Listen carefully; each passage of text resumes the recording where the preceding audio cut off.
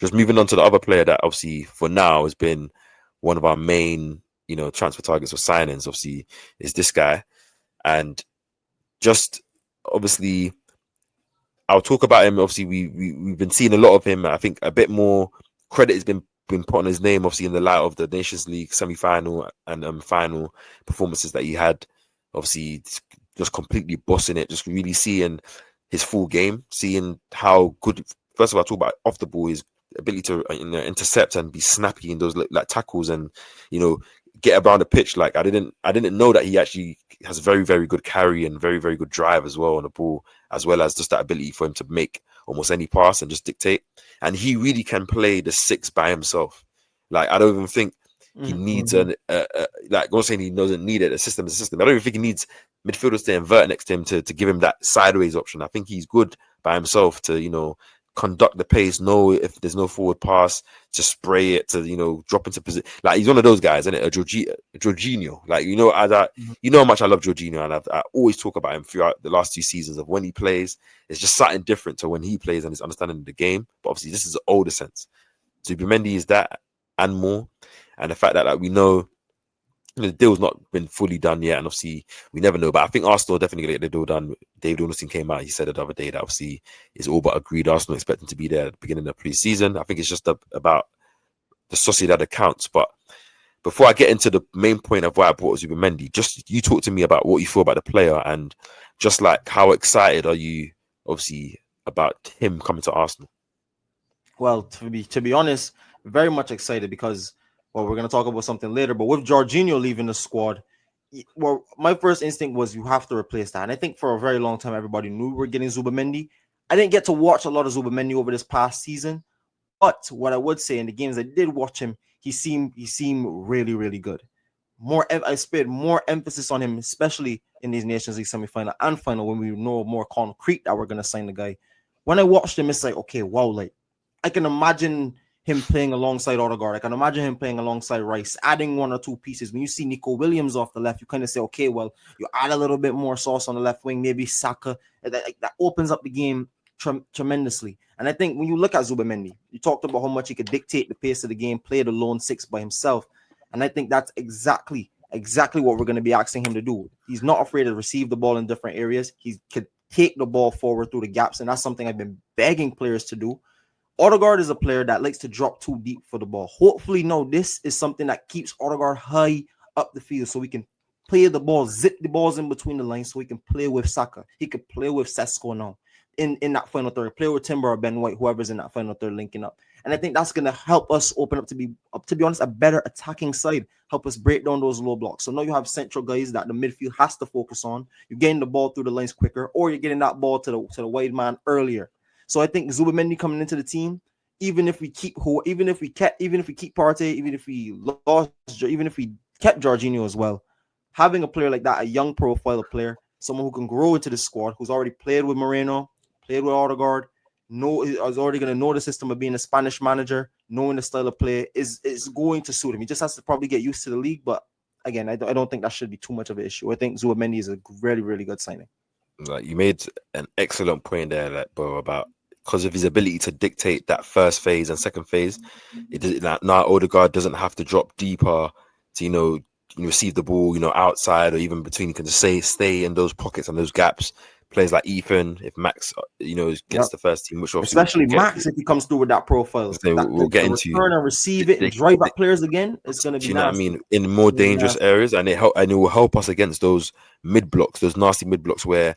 Because I always been saying, like, obviously, it's probably been a change of the system as well with Mikel becoming a lot.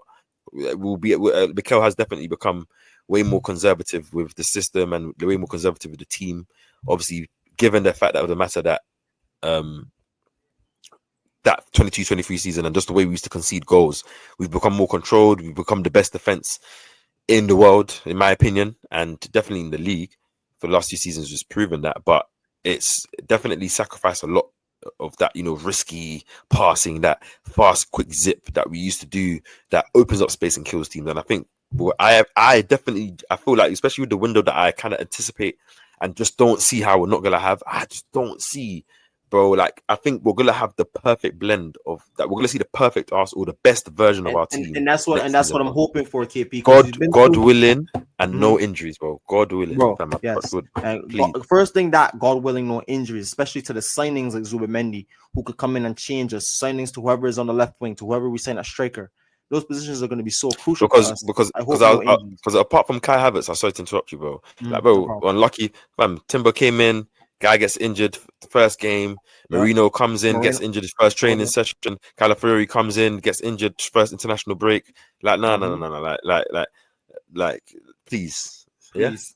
And I agree with that, KP. I think going through that 22 up to the 22-23 season, even before that, I mean, we were starting to build. We had to add quality to the squad, very young squad, especially in the 21-22 season, where Smith Rowe was our top scorer along with Saka. Like, we were building into being that attacking side. Then 22-23, we hit the peak. Then we kind of changed into being a more controlled side, 23-24. This season we suffered injuries and still carried on to kind of see that.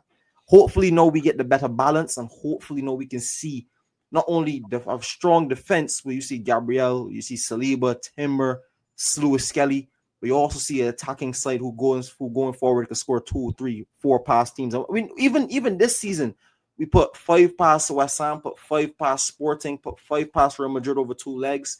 We put 5 past City.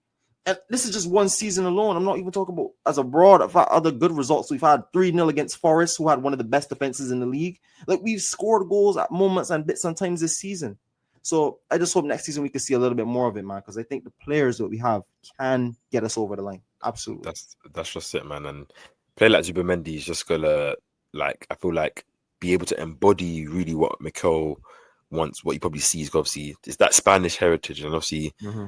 that Spanish heritage that he's bringing, that understanding, obviously the chemistry. You know, he's played with Raya as well, Marino, Yep. and obviously, like, I think even for the players that we have, like players like Martinelli, Trossard, Saka, like, will to be able to benefit with a player that can play those kind of passes and do those kind of things where you can kind of utilize a lot of people. Like, even and I think I'm very happy that Rice has kind of really become accustomed to that 8 position now, because now that he understands it and can play it, and he's been very effective, especially in terms of his output. Yep. I think now that knowing that he won't even feel like he needs to really drop so much deeper in terms of when we're playing. Obviously, when we're defending, we want him there. But when he's going forward now, he can be more of a threat because he has more of an understanding of the position, the spaces, and, you know, shooting outside the box and stuff. And So him also with the ball carrying ability. He's also another strong carrier of the ball. Sorry to cut you off, but that's also now you no, have hopefully 3 ball carriers in Odegaard, in Rice, in Zubimendi, who, for example, everyone's pressed up in a low block.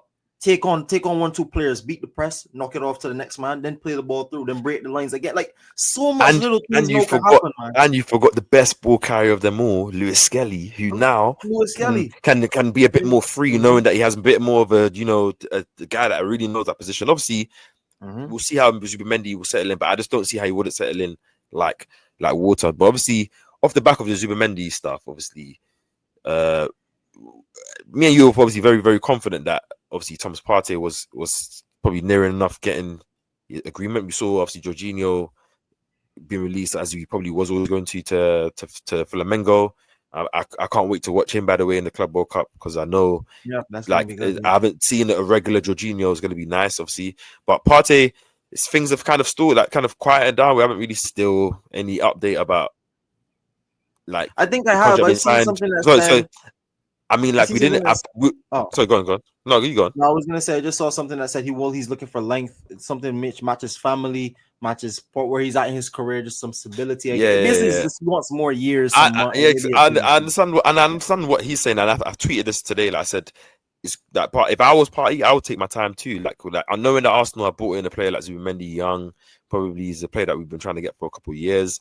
Like, we've let Jorginho go. Like, Zubimendi's not gonna come in and not be a starter, if not now, eventually. And with Partey, I know Arsenal offered him. It said it. Arsenal offered him reduced wages, probably in a bonus type, scheme, where, as I talked about, where he probably can get the similar type of money, but it's probably dependent on him playing a certain amount of games, getting, Mm-hmm. goals and assists and other metrics. Which, with Partey at the age he's at, I don't blame him. Like, this is probably your last big contract, that maybe you're at the peak, or where your athleticism starts to decline, and you probably have other clubs, top European clubs, and maybe even Saudi, that are offering you, say, like, longer contracts, probably better wages, and obviously that probably wouldn't want to transition to another country that is foreign speaking and stuff like